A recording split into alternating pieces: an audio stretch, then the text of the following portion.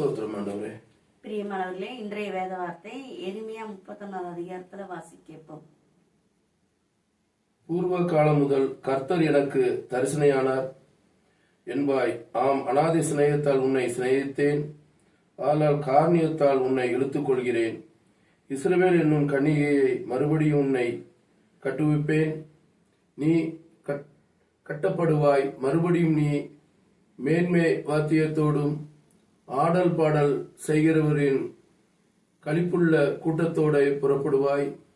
மறுபடியும் சமாரியாவின் மலைகளிலே திராட்சை தோட்டங்களை நாட்டுவாய். நாட்டுகிறவர்கள் அவைகளை நாட்டி அதன் பலனை அனுபவிப்பார்கள். ஆமென். அல்லேலூயா. அல்லேலூயா. சோத்திரம் ஆண்டவரே, சோத்திரம். இந்த நாள்ல கூட தேவன் என்ன சொல்லுறாருன்னா, ஏன்னா பூர்வ காலத்திலே நம்மளை வந்து அவரோட காரணத்தினால் நம்மளை இழுத்து கொண்டு இருக்கிறார். ஆமென். அல்லேலூயா. இந்த நாள்ல கூட ஒரு தரிசனத்தை கொடுத்திருக்கிறார். ஆமென். அல்லேலூயா. இந்த நாள்ல ஒவ்வொருவருக்கும் சொப்பனத்து வழியாக, ஒரு காட்சி வழியாக, அவர்கள் நம்ம ஜெபிக்கிற வழியில ஆண்டவர் பேசுவதும், ஒவ்வொரு இடத்திலும் ஒவ்வொருத்தருக்கு ஒவ்வொரு தாளந்து கொடுத்திருப்பார்கள். அந்த தாளந்து வழியாக நமக்கு வந்து தரிசனத்தை கொடுப்பார். அந்த தரிசனம் என்ன தரிசனம் என்று நம்ம ஆராய்ந்து கொள்ள வேண்டும். ஆமென். அல்லேலூயா. அந்த ஆராய்ந்து அந்த தரிசனத்தின்படியே நம்ம நடக்கிறவங்களாக இருக்கணும். ஆமென். அல்லேலூயா. அப்ப என்ன தரிசனம் கொடுத்திருக்காரு, என்ன நமக்கு ஒரு சோர்ந்து போய் இருப்போம், நமக்கு ஒண்ணுமே இல்ல, ஏதோ ஒரு சூழ்நிலையில நம்ம வேதனைப்பட்டு கொண்டு இருப்போம். திடீர்னு யாராவது ஒருத்தர் ஒரு டேக்ஸ் கொண்டு வந்து கொடுக்கறவங்களோ, ஒரு பாஸ்டரோ, இல்ல யாராவது ஒருத்தவங்க சபைக்கு போறவங்களோ, விசுவாசிகளோ வந்து நம்மள்ட்ட தற்சமயமா பேசுவாங்க. பேசும்போது கொஞ்ச நேரத்துல நமக்குள்ள இருக்கிற பாரமெல்லாம் போய்விடும். அந்த பாரம் போனதுக்கு அப்புறம் தோணுது, என்னடா இவங்ககிட்ட பேசணும்னு நமக்கு நல்லா இருக்கே, நமக்கு பாரம் போயிடுச்சு. ஏன்னா அவங்க என்னத்து வழியா பேசியிருப்பாங்கன்னா, வசனத்து வழியா பேசியிருப்பாங்க, தேவனோட வார்த்தை வழியா பேசியிருப்பாங்க. பேசும்போது அந்த வார்த்தை நமக்குள்ள போகும்போது நமக்குள்ள இருக்கிற பாரம் வெளியே போய்விடும். ஆமென். அல்லேலூயா. அப்ப இந்த மாதிரிதான் ஒவ்வொரு சூழ்நிலையிலையும் தேவனோட அழைப்பும் அவரோட காரணியத்தால் நம்மளை அழைத்து கொள்ளுவார். ஆமென். அல்லேலூயா. நம்ம சோர்ந்து போய் இருக்கலாம், ஒரு வேதனை இருக்கலாம், நிந்தைகள் இருக்கலாம். அந்த நேரத்துல வந்து தேவன் தரிசனம் கொடுப்பார், நம்ம அறிந்து கொள்ள வேண்டும். ஆமென். அல்லேலூயா. அப்ப வந்து ரெண்டாவது வந்து என்னன்னா, அவர் ஒரு அழைப்பு கொடுத்துட்டாருன்னா கண்டிப்பா நம்ம வந்து பதில் பேசாம அதை செய்ய வேண்டும். ஆமென். அல்லேலூயா. ஒரு சொப்பனத்திலையும் வந்து அவர் நம்மகிட்ட பேசுவார், இந்த தேசத்துக்கு போன்னு சொல்லுவாரு. ஏதோ ஒரு காரணம் நம்மளுக்கு வெளிப்படும். ஆமென். அல்லேலூயா. இதனால எல்லாம் அதெல்லாம் நம்ம அறிந்து கொண்டு ஒரு சுவிசேஷம் சொல்றதா இருக்கட்டும், ஒருத்தட்ட பேசுறதா இருக்கட்டும், இதெல்லாம் தேவனோட அழைப்பு தான். அதெல்லாம் நம்ம கற்றுக்கொள்ள வேண்டும். அதனால நம்ம அறிந்து கொண்டு நம்ம இதெல்லாம் செய்யறவர்களாக இன்னைக்கு கூட இருக்கலாம். ஆமென். அல்லேலூயா. அது கூட ரெண்டாவது கூட தேவன் நம்மளோட பேசுறாரு. இஸ்ரவேலில் என்னும் ஒரு தேசத்துக்கு அனுப்புறார். அந்த தேசத்துல போய் நம்மளுக்கு ஒரு நல்ல ஒரு போஜனத்தையும் நல்ல ஒரு காரியமெல்லாம் நமக்கு கொடுக்க போகிறார். இந்த நாள்ல கூட அதையெல்லாம் நம்ம வந்து அவரை பின்பற்றும் போதுதான் இதெல்லாம் நடக்கணும். ஆமென். அல்லேலூயா. ஒவ்வொரு சூழ்நிலையும் நம்மளை பின்பற்றும் போது கண்டிப்பா நம்மளுக்கு இந்த காரியங்கள்லாம் நடக்கும். ஆமென். அல்லேலூயா. எழுந்திருங்கள், சியோனில் நம்முடைய தேவனாய கர்த்தருக்கு போவோம். வாருங்கள் என்று எபிரேயமின் மலையில் உள்ள ஜாமக்காரர் கூறும் காலம் வரும். கர்த்தர் சொல்லுகிறது என்னவென்றால், யாக்கோபின் நிமித்தம் மகிழ்ச்சியாய் கெம்பீரித்து, ஜாதிகளுடைய தலைவனின் நிமித்தம் ஆர்ப்பரியுங்கள். சத்தத்தை கேட்க பண்ணி துதித்து, கர்த்தாவே, இஸ்ரவேலின் மீதான உமது ஜனத்தை ரட்சியும் என்று சொல்லுங்கள். இதோ நான் அவர்களை வடதேசத்திலிருந்து வரப்பண்ணி அவர்களை பூமியின் எல்லைகளில் இருந்து கூட்டி வருவேன். குருடரும் சப்பானிகளும் கர்ப்பவதிகளும் பிள்ளைத்தாச்சலும் கூட அவர்கள் இருப்பார்கள். மகா கூட்டமாய் இவ்விடத்துக்கு திரும்புவார்கள். ஆமென். அல்லேலூயா. அப்ப இந்த மாதிரிதான் என்ன, சியோனில் எந்திரிங்கன்னு சொல்றாரு. எந்திரிச்சு அந்த தேசத்துக்கு போக சொல்றாரு. அப்ப அது போகும்போது எல்லாரும் ஏன்னா மகா கூட்டமாக போகிறார்கள். ஆமென். அல்லேலூயா. அப்ப தேவனோட மகிமை எப்படி இருக்கிறது. ஆமென். அல்லேலூயா. ஏன்னா தேவனோட வார்த்தை என்ன சொல்லுதுன்னா, ஏன்னா ஒவ்வொரு இடத்துலயும் நம்ம பழைய ஏற்பாடுலாம் படிக்கும்போது அந்த கன்று குட்டி எல்லாம் வைத்து வணங்கி அவங்க நிறைய காரியங்கள்லாம் பண்ணி, ஏன்னா அக்கிரமத்தினால அழிஞ்சு போயிருப்பாங்க, ஏன்னா ரொம்ப ஒரு பாவத்துல போயிருப்பாங்க. அந்த இடத்துல மோசை வந்து சொல்றாரு இல்லையா, ஏன்னா 40 நாள் இவங்களுக்கு உண்ணாம உறங்காம மக்களுக்காக அவரு போய் முழங்கால நிக்கிறாரு தேவன்கிட்ட. அப்பனா இவங்க என்ன பண்ணிட்டாங்க, கொஞ்ச நேரம் மோசே இல்லாதனால அந்த சூழ்நிலையில கூட என்ன பண்ணிட்டாங்க, மோசே போன வரமாட்டான் அப்படிங்கிற மாதிரி எல்லாம் பேசி என்ன பண்ணிடுவாங்க, பொன்கண் குட்டியை வச்சு வணங்கி குடிச்சு வெறிச்சு, ஏன்னா ஆணுன்ல பெண்ணுன்ல பயங்கரமான அக்குறுமணிமயம் எல்லாம் பண்ணிடுவாங்க. அப்ப அந்த இடத்துல தேவன் சொல்லுகிறார், நீ நீ கீழே மலையிலிருந்து நீ கீழே பாரு, உன் மக்களுக்காக இங்க உண்ணாம உறங்காமல் நீ நீ என்னோடு மண்டி போட்டு கொண்டு இருக்கிறாய், நீ கீழே போய் பாருன்னு சொல்லுவார். அப்ப பார்க்கும்போது எல்லாமே குடிச்சு வெறிச்சு இருப்பார். அந்த சூழ்நிலையில தான் மோசே கோபத்துல வந்து அந்த 10 கட்டளை வந்து உடைச்சிருவார். ஆமென் அல்லேலூயா. அப்போ ஒருத்தருக்காக நம்ம ஜெபித்து ஒரு தேவன் ஒரு வார்த்தை வாங்கும்போது கூட அது அது சூழ்நிலையில பாவத்துல போகும்போது பயங்கரமான தேவனுக்கு கோபம் வந்து விடும், தேவனுக்கும் கோபம் வரும். ஏன்னு கேட்டா மக்கள் நம்ம எவ்வளவுதான் ஒரு பாடுகள் சுமந்தாலும் மறுபடியும் அவருக்கு பிடிக்காத காரியத்தை நம்ம செஞ்சோம்னா அவருக்கு இந்த மாதிரிதான் கோபம் வரும். அந்த மோசே வெளியில அந்த கோபத்தை வந்து அந்த கட்டளையிலேயே உடைச்சு விட்டாரு. ஆமென் அல்லேலூயா.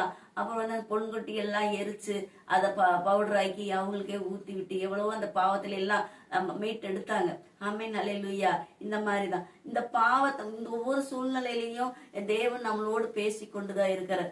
அதனால சீயோன் மக்களை எழுந்துருங்க, அந்த எழுந்து போங்க, தேவன் தேவன் ரட்சிப்பார்னு சொன்ன உடனே மக்கள் வந்து மகா கூட்டங்களாக எழும்பி, ஏன்னா வாலிப பிள்ளைகளும் பெரியோர்களும் சிறியோர்களும் கர்ப்பஸ்திரிகளும் குழந்தைகளும் ஓடுறாங்க, ஐயோ தேவன் நம்ம ரட்சிக்க போகிறார் என்று சொல்லி.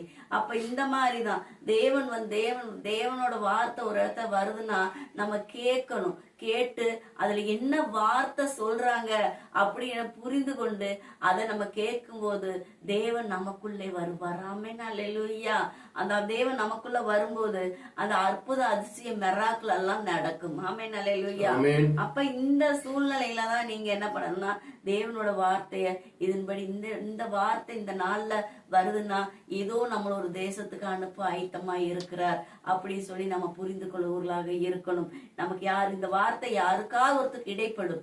ஏன்னா இந்த வார்த்தையின்படி யோசிச்சு கொண்டு இருப்பாங்க, நம்ம இந்த தேசத்துக்கு போலாமா வேண்டாமா அப்படின்னு சொல்லி. இந்த மாதிரி தேசத்தை பத்தி வரும்போது தேவன் போக சொல்லுகிறார் அப்படின்னு சொல்லி புரிந்து கொண்டு அந்த தேசத்துக்கு நீங்க தைரியமாக கிளம்பி போகலாம். ஆமென் அல்லேலூயா. ஏன்னா தேவன் தான் பேசி கொண்டு இருக்கிறார். அது போல நம்ம அந்த தேசத்துல மகா கூட்டங்களாக போகும்போது தேவன் அந்த இடத்துல ஒவ்வொருவரையும் ரட்சித்திருக்கிறார். ஆமென் அல்லேலூயா. அப்ப அந்த ரட்சிப்பு பெரிதானது. நமக்கு தேவனோட ரட்சிப்பு நம்மனால அவரு ரட்சிக்கப்படல, அவரு நம்ம மேல வச்ச ஒரு காரணத்தினால நம்மளை ரட்சித்திருக்கிறார். ஆமென் அல்லேலூயா.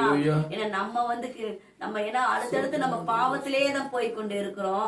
அந்த பாவத்திலே இருந்தாலுமே தேவன் என்னன்னா நம்ம மேல பிரியமா இருக்கிறார். ஆமென் அல்லேலூயா. நம்ம சில நேரம் என்ன கோபம் எரிச்சல் இல்ல பல சூழ்நிலையில என்ன சூழ்நிலை மித்தமா நம்ம தவறு செய்வோம்.